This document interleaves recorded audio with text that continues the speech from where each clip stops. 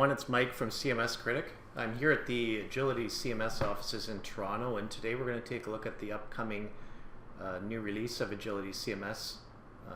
We'll get some more details on when that's going to be released soon, but in the interim, we have Agility CMS CEO Jonathan Voigt to take us through and show us some of the cool new features that are going to be coming up in the product. Thanks a lot, Mike. Well, welcome everyone. As you can see on the screen here, it's welcoming you to see a quick preview of the Beta 1 release of Agility CMS. We're currently in a beta state with a couple of our partners and working with them on this version. This is a stable version, but it's still Beta 1, so there's a couple things missing, and I'll talk about those as I go through. We'll be releasing the Beta 2 next month with a number of customers on some kind of staging sites and things, and then releasing Gold at the end of the quarter. When that happens, we'll actually be able to open this up to customers and roll it out to them slowly. We only have one version of Agility because it's a cloud-based platform, so when people log in, they'll come into this version, and then you'll see up here in the top right a switch to go back to the beta. So they'll be able to switch from the beta to the legacy system to make sure that they can still get all their work done. Some of our customers use this for critical news and other posts that have to get up, so we want to make sure that customers have as much time to transition to the new platform as possible. As you can see here, we have the dashboard. You can see on the left-hand section of the main navigation. We're on the dashboard page. Currently, right now in the beta, this is just a welcome. Lets people know how to give feedback and how to report bugs. But this would be a full integrated dashboard from the Beta 2 onwards. It will include things like Google Analytics integration, statistics on areas that you edit the most as a user, and shortcuts and links to different places within the CMS itself, so that you can increase your workflows and time to getting things done, decrease the time to get things done. Along this side of here, we have pages as the main next section, and as you can see from here, it's a tree of different website pages of your entire site. Some of these copy pages obviously are, just as I said, this is a beta, so you're getting a sneak peek of things to come, but this will all be a dashboard over here as well that's centered around the pages section. So things like top visited pages, what type of content are on pages, and what content is the most relevant on pages, and then also shortcuts within your pages. So if you're a user that always works on the video section, it'll notify you, say you have a list of all the pages you go to most often, and you can shortcut into there. We've done a lot. Sorry? No, I was just going to interrupt briefly there. Sorry. So part of the logic behind the sort of dashboards within each section is to make them really focused on the individual user as opposed to being a generic CMS-wide dashboard. Definitely, right? Yeah, to bring awareness to things that are happening on their site, but then also to centralize around that user and what they do on a day-to-day basis. Perfect, okay. This whole rebuild, just I'll step back there a little second, from our previous version, one of the big reasons for this rebuild is efficiencies and streamlining. So the UI is rebuilt from the end to end. Okay. Workflows have been optimized. The number of times to click to do actions has been reduced significantly, and the entire solution on the back end is responsive. So you'll be able to modify and update content on tablets and phones, and get into your content anytime, anywhere. So what are you guys using as far as pulling up the WYSIWYG editor and stuff? I know in some different types of smartphone environments that can be an issue, having it load properly and being able to use the various buttons within there. How are you tackling that? Definitely. So that's one of the things we're still working on. Right now we have everything working all the way down to a tablet, okay. And I would say 80% of the solution is working on phones. Okay. Things like the editor, a couple areas like this section, when I go into a page here where you have you really need your context of what page you're on. We're working on new UI elements and ways to show that on a phone, so you still have your navigation and way to flow it. The editor is definitely one of the trickier ones, and just very complex content structures, which I'll show briefly, okay. Are definitely getting the trickiest part on a phone. Yeah, for sure. Mm-hmm. Okay. And it may be that for version 1 of that, we have streamlined editors that just work on phone, and if you need to do very complex things, then you upgrade to a tablet or you can a hand desktop. It off. Yeah. Exactly. Okay. Yeah. So when I clicked on this page, you can see here on the right hand side, it gives me a status panel of what the state of the page is in. So pages, obviously you can go through workflows, so you can have different approvers and publishers. I won't get into that within this demo, but it's very similar to our current version. In this case, the homepage is published, and it tells you here it's published, when it was published, and who published it. And then along the right here, you have all your workflow actions. So in this case, I only have unpublish and publish, but if it's a staging piece of content, I can do all sorts of other things like request approval and things like that if my workflow is enabled. Then you have your main navigation here where you can save and close, preview, and then down here you can do other advanced options like preview from time. So this is a big jump up from our current version where we're adding in all these advanced features underneath the actions. So right here you have publish. In our beta 2 there'll be an advanced publish where you can get into all sorts of ways to publish sections of the page so that you can be very granular when you release a launch about what you want to publish.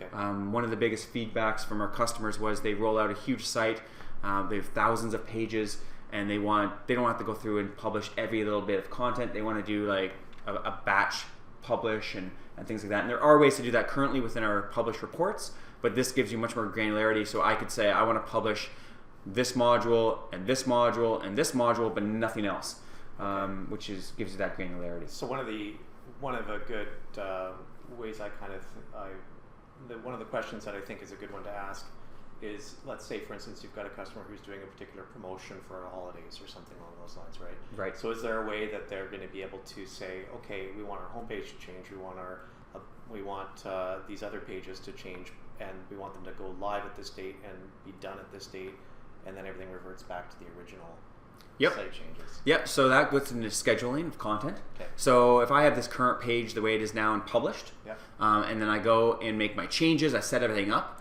I go in here and I enable scheduling. So from here I can set my release date, I can set a pull date, and I can set my redirection URL. If you don't set a redirection URL, it will reload the old page. Okay. So it'll just launch in the old one. So you can schedule this to go at a certain time, and then what you can do is when you publish it, it'll only go to this new version at that point. Okay. So let's say you have just more than one page though, so you have your home page, you have other sections.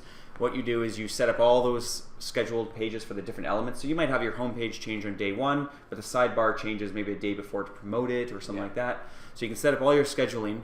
You don't publish from here. You can go to the ready to publish report, which I don't have in the beta 1, but it is in our current system and it will be carried forward the same way.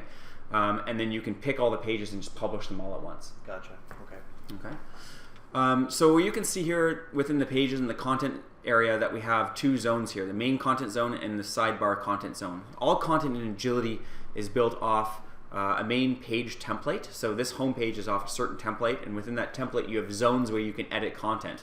One of the big things we do here at Agility is focus a lot on the setup of content and the structure of sites. So we do a content architecture with all of our customers and a lot of our partners to make sure that you're structuring your site in the right way. Does this page need 5 zones? Does it need 2 zones? And that really depends on your content editors and the people using the system. Does it need to be really complex or really general? So we can adjust the user interface and the way Agility is set up to be adjusted to that user's skill set. Okay. And then within every module zone, you can add in modules. So rich text, image slider, another rich text is obviously this is a beta, so there's lots of different things in here. Latest articles, all sorts of different modules here. And same within the zone here. And you can add new modules just by clicking on here. It brings out a list of all the different modules that you can then add in. And these can be pre-built modules that are built into Agility, or you can build completely custom modules which can have their own input fields so that the user, when they add it, they add their own content, or they can be a different UI on the website side. Quite often there'll be one module with a certain UI on the website side but the same back-end content, and then you'll have another module that uses the same back-end content and a different representation of that UI as well. Right. And I'll talk about that a little bit when we get to the digital content area. Okay. Going into an area like this rich text module, you'll see it's a very simple rich text editor. Currently this isn't formatted in any way in the beta 1. Beta 2 looks great. It's coming out in a few weeks and that'll be totally reformatted to match our designs.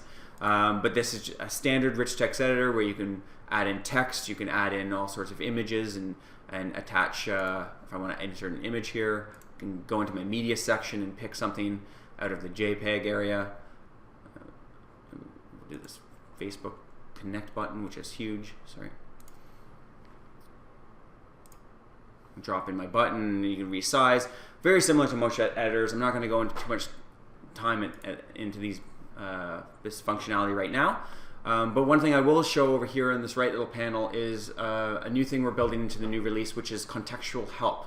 So as you go through your different areas within the CMS, whether it's a field, whether it's a tab, all of these things will start to edit this content over here. So as you tab through the pieces of content or through the different things, that will change. Sharing doesn't have it. It's mainly for areas with its individual fields. Right, okay.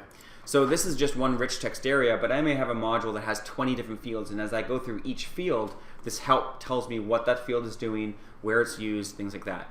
The nice thing about that too is when developers are developing the solution for you, they can configure this help for the fields they add to their modules themselves. Nice. So they can build out that type of help. Okay. I'll talk about the other help a little bit further on because that's a big section of this new release as well. Scheduling of content, as I said before, I showed you on the pages. You can do this on a page, on a module, and on an individual piece of content level. So anywhere from a release and pull date all the way through. Sharing of content, so when this content is published, you can share it to a social platform. So this could be Facebook, Twitter, LinkedIn groups, Google+. So maybe it's an article, you publish it, you want it to actually publish to LinkedIn right away. The nice thing about that is we put windows as well when you set up your sharing. So you can say, I want this to share from 9 a.m. to 11 a.m. And if I publish on Mondays, and if I publish this on Tuesday, it won't actually go out till next Monday at that time. So it allows you to adjust your windows for when users are generally using social media the most. Perfect. Okay. Version history, so every single piece of content in Agility is version history from the pages to the modules to the individual pieces of content. And you can see who made the changes and everything. If I go into one of these, it'll show me what the content is, all the different settings, everything, and I can recover this version. In this case, I'll just go back. Using the back arrow takes me right back to where I was. Alerts. So these are for generally workflows, or if you just want to track content changes. We do workflow a little differently. We break workflow into security and alerts. You may have people who have the approval right, but they don't want to be hearing about every time something requests approval. So you can have different people in your company that have the rights and roles of different workflow steps, but then the alerts can be totally separate. So you can have 5 people that have permission to approve, but only 1 person gets the alert because they're the main person that approves on a daily basis. Right. And we like to keep that granularity there to make it more efficient and not annoying for the people in your company. Security, not going to dive into that too much, but we have about 10 different roles, everything from contributors and editors, approvers, publishers, designers, to really granularity, to really focus on setting up the security in different areas. So it can be a page level, content level, section level, lots of options there. And then settings are more advanced things like the display name that's shown on the page and reference name. So every single piece of content in Agility is exposed through a REST API, gives the developers a lot of flexibility to do whatever they want on the front end. And this is a unique ID to get this piece of content. So every single piece of content in Agility has a unique ID. Okay. So clicking back over to another section here, you'll see that there's also save changes. So this is fairly standard in a lot of CMSs, but we built out a lot of things on this to make it work with a lot of touch devices where it wasn't getting caught properly in the new version. And it catches that, tells you if you want to save your changes or not. And this is a pretty big fixed up version in our new version to fix that. We may also be building an auto save. We've been talking about that with a lot of our customers. Some of our customers are against it because they don't want their changes saved and to build up version history, and other ones love it. So it may be something we enable as an option for customers. They can enable it or not. Yeah. And that's something we're toying with the gold release coming up. Okay. Going into digital content. So digital content is a section where you have either lists of content or individual pieces of content that are used throughout your site. We normally call it shared content, and as you can see within the tree here, it's called shared content. Some things like this could be blog authors, categories, tags. Other things would be like a global footer or global header type of properties. And the benefit to this is you can modify this section here, and when you save and publish it, it updates it everywhere. So I'll go into categories because this is a listing of categories, and you can see it's a simple listing here. If I go into one of these items, This is actually loading up an old input form that's customized from the old version of Agility. So some things will be rebuilt in the new system, and so the old ones need to have backwards compatibility to be able to work with them because there's special customizations in them. We imagine it's about 10 to 15% of the input forms, and then people can upgrade them if they want to, but they don't have to. They can keep them in the state. Switch over to a different one, like the global footer, which is just a whole bunch of different fields. So you can see all these different fields here. You'll also notice this top bar shrunk when I started to scroll. I'll show that again, going back. So we've done a lot of things like that throughout the interface for things like touch devices, tablets, to give you as much real estate as possible when you're working. Even the tabs disappear here, so that you get as much real estate when you're editing your content as possible. And that's throughout the entire interface, and that will start being applied to all these other areas over here as well once we get the beta 2 out. You can see there's tabs of content, so lots of different options for different types of fields and things like there. So pretty much you make changes during content, you can preview it, and then you publish it out, and that updates it on the website. As I said, just like the pages and the module I showed you earlier, you have scheduling, sharing, tags, all these different properties that are related to this one piece of footer content. And in this case, it's sitemap columns, so this would be in a footer, there'd be like 3 columns of content, and you'd be able to look at each of those pieces of content there. Right, okay. Dynamic page lists, I'll talk about this just quickly. And in this example, we have a list of articles here. So dynamic page lists are lists of content that actually represent pages. So if you have an article, you might have that article listing show up on the home page in the side, but it may be that each article is also a physical page. So when I go into this page and go to the SEO tab, I'll have specific properties that are page specific, even though this is an individual piece of content. So we use this for articles, blog listings, in this case issues, like an issue of a magazine in this case, anything that's kind of repeated throughout one item equals one page. Gotcha, okay. Switching over to median documents, so this is kind of your median document repository. In this case I'm in the root, and then I can go into any of these kind of folders to, let's see if I can find one with some other articles in here. Maybe themes. Well, these aren't the best images to demo, but this is a beta and we just have raw data in here. So you can see if I click on this, I get a view of it over here, a snapshot. One of the nice things we started doing here is this takes both PC and Mac kind of paradigms in terms of the keyboard selection. So if I hold down Control, I can click multiple images. If I hold down Shift, I can go from the beginning to the end on a PC, and Mac has its own shortcuts and things like that. So really trying to make this feel more like an editor that you have within your own computer. You can drag and drop files directly into this area here, right from your computer. You can switch this to a grid view or a listing view. Very same functionality. Okay. I'll go back to another asset up here with a bit more like this. I can edit the image, so we've actually brought in an Adobe Creative Cloud connected control here. So this gives all sorts of photo enhancement things, everything from resizing and cropping to actually enhancing effects and red eye, brightness control, all sorts of things there. So you can do that right within the system without having to use Photoshop or some other paint editing tool. Very cool. We did have this in our previous version, but this is a much more enhanced and feature-rich solution. Down below, we also have galleries, so you can set up folders of galleries. So these are all images within a gallery, and then that gallery can be called upon from the website to be dropped on as an image gallery, or it can be used in lists and other things. So within the gallery, you get other properties and things that you can do, like auto thumbnailing. There's a thumbnail control here, so you can do certain thumbnailing for galleries and all sorts of different advanced functionalities that you have around galleries. We do have functionality to integrate with Brightcove, Uliella, a number of other video platforms that also start to show up in here. I don't have that in this beta right here, but it's functionality we had in the old one. We're bringing that forward, and this section is actually something we're going to be focusing on later this year as well, to really be beefing this up in terms of tagging, categorizing, and some more advanced kind of image manipulation functionality. Okay, perfect. User content's a section where content that comes in from the website. So our user-generated content modules quite robust. We've been using this for quite some time. We've done a lot of user-generated contests, commenting, form submissions. You'll see if I go into a form submission, there's a test form here. These are just lists of content that have come in from the website. You'll see there's a filtering options here, so I can see what's come in from what time. And in this case, it's just a list of form submissions that have come in. So if I go into here, it's just a one text field. But if I go to something like a comment, where there's actually some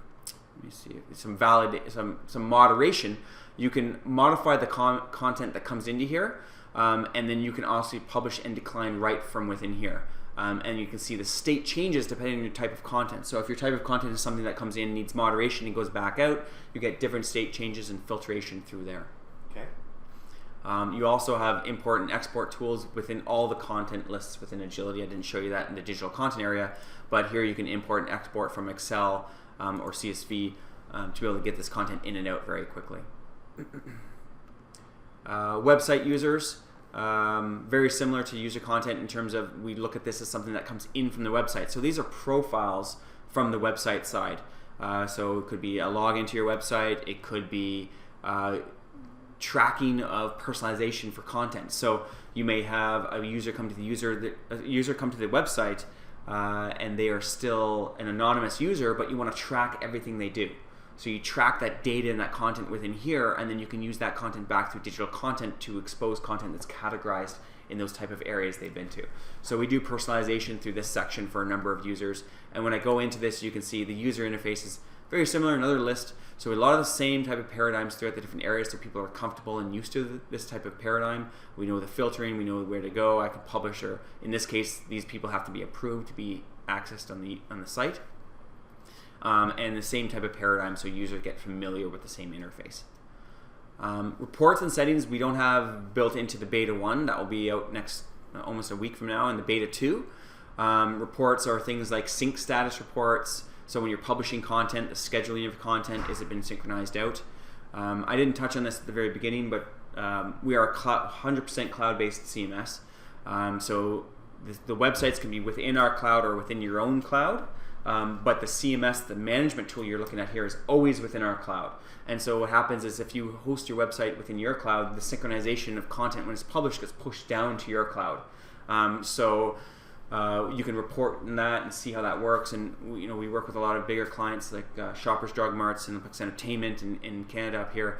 And they have multiple web servers that they need to load balance for heavy traffic and big hits of traffic. And so the synchronization happens to all the different servers. So if one server goes down, it just synchronizes the other servers. It lets them know. So a lot of times the people publishing the content in here know that a web server has an issue because it tells them, oh, one of your web servers is down, you're trying to publish this content. Everyone can see stuff, but you should contact your system administrator. So it gives that little comfort that you can monitor your servers and uptime of the website side as well. Nice.